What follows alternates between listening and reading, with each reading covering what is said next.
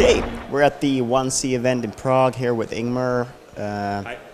But we're gonna go to Stalingrad now. And first of all, why did you pick Stalingrad for Red Orchestra 2?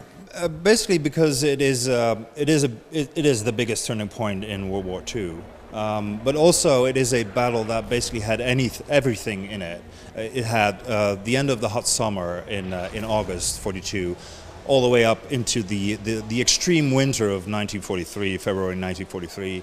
Also, the city has all kinds of different environments, iconic battles. So many places that were like meat for us to dive into.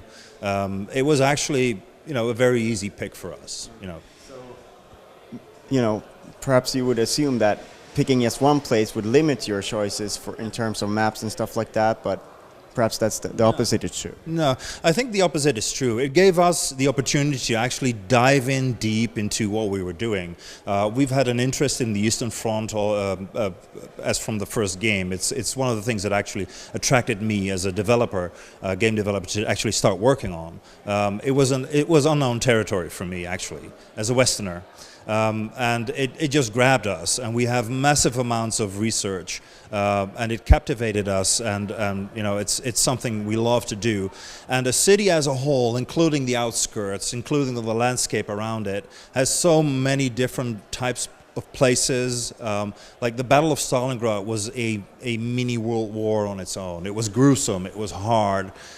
You had tank warfare, you had like close quarter combat, you had long range combat, you had like armies dug in, not moving at all. It's like everything was there in all its gruesomeness. And it lasted such a long time as well, for 4 months. Yeah, it lasted for 4 months, and it was the most horrific event in the whole of the Second World War. Yeah. So in terms of that, and about the story of Stalingrad, you're also doing a single-player campaign this time around. Could you tell us a little bit about the motivation, why you wanted to create a single-player campaign? It is basically, it's about storytelling. I think it's something, getting to know the ins and outs of the Battle of Stalingrad. It basically. We really wanted to tell that story as a whole, but from a historic point of view, not an adventure. So that's the main motivation, aside from the fact that we always wanted to do single player as from the beginning. The single player is where you actually get to play the full Battle of Stalingrad, starting from the German invasion and the German assault. You start out as a German squad, and you fight your way into the city, up to the turning point of the Russian counterattack, which was massive. And from that point on, you actually start to play as a Russian squad, driving the Germans back and actually closing them in. So you get the 4 months in separate battles. There's so much going on that we even couldn't do everything that we wanted, but I think we made a very nice selection. In terms of the gameplay experience, is it very different in single player, or would you say that players are getting a similar kind of experience as they would from Red Orchestra? Yeah, it's a Red Orchestra experience. So there is no scripting in it. There's no linearity in it. You get a lot of freedom to do whatever you want. What happens if you start a battle in single player is you get information about the historical context, about why you're there, why the battle is there, what it was fought about.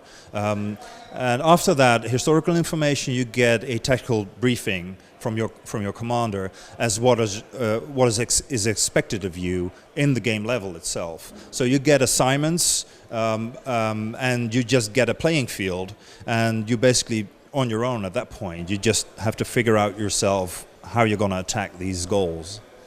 So it's not a straight sort of map with bots, yes, that you play. There is AI, of course, because that's what single player is about, but they are moving about. We don't have scripts that telling this bot like, after a couple of minutes when the player is over there, just move in and start shooting at him every time you replay that level. It's not going to work like that. It's like it's open-ended in that case. So for the gun nuts, I'm sure there are a lot of Red Orchestra fans who are gun nuts. You're bringing in some new weapons, some prototypes into the game. Can you talk us through that? Yeah. In our research, we found, as you say, a couple of prototypes that were created in World War II. And we thought they were just too much fun to leave out. We did make sure, though, that they'll be very rare in the game, so you won't encounter them often. You'll have to earn them by getting a hero status. So every now and then in the server, you'll find somebody with that weapon. For instance, we have the MP40/2, and the 2 stands for 2 magazines. So it's an MP40 with 2 magazines attached to it. We also have the SVT-40 fully automatic battle rifle, which is an insane gun. It's a semi-automatic gun, full automatic, firing rounds like this big. And if you pull the trigger and you keep it pulled, it just unloads the whole clip into whoever is on the other end of that sticky point. We also have the MKB-42 scoped assault rifle, which is the prototype for the very, very popular SDG-44, which was used later in the war. So we're very excited about those weapons. Yeah. And you touch a little bit on the hero status and stuff like that. How will the ranks and unlocks work in the game on a whole, and have you expanded that sort of side of the game? Yeah, it's something that's new to our game, actually. We didn't track stats before, and now we have a persistent stats system, which tracks your progress as you get more experienced in Red Orchestra. It works on multiple levels. So for one, you can get experienced in the class you play. So as a rifleman or an assault class, you get experience points for every kill you make, for every objective you take, for ammunition that you provide to others, all the good stuff that you do, you get added points to it. And with that, you're basically able to unlock additional weapons, like new secondary weapons, new pistols, stuff like that. But you're also able to, for instance, as a German, able to unlock access to Russian weaponry, for instance. So if you like to play German, but the Papasha, like the PPSH, is your favorite weapon, you can work your way towards being an SMG assault guy who actually has enough skill to unlock the Papasha and use it as you spawn, so you don't have to look around for it on the battlefield. Another level that we have stat tracking on is on specific weapons themselves. So if you're really a big fan of the Kar 98, for instance, maybe the scoped version of that, if you practice long enough with that, you get really proficient with it, you get points and you unlock weapon upgrades with that. So for instance, with the Kar 98, it would be like you start out with a magnifying scope of 2-fold or 4-fold, and you get like a 4-fold or a 6-fold. You unlock that. You can unlock bayonets, for instance, for rifles. So instead of clubbing people, you can actually stab them. Assault class with the submachine gun, they can unlock for the Papasha, for instance, they can unlock, instead of stick magazines, which holds like 25 bullets, they can unlock drums which hold 50 or 75 bullets. So not only can you progress within a class, but you can specialize within that class in a specific weapon. In terms of the gameplay, a lot of change since 2006, mechanics. Yep. What are the major advancements, would you say, in terms of the mechanics? Oh, there's so many of them. Our cover system is something that's really important in our gameplay. It's not mandatory, but it helps you in many ways. But you'll still be able to survive fairly well without it. It's something that we wanted to add to the game because it enriches your experience. But we didn't want it to be a feature that you couldn't do without. One thing that I'm also very fond of is like bullet penetration. It's something that we wanted for a long time. That Red Orchestra has like real physics, mathematical physics for our bullets, and shells, also the tanks.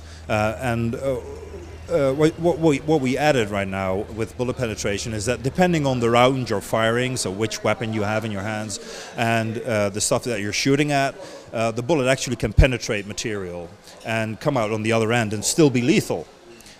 So if you're holding a submachine gun, for instance, you can shoot through thin metal. If a guy is on the other end of that thin metal sheet, you're dead.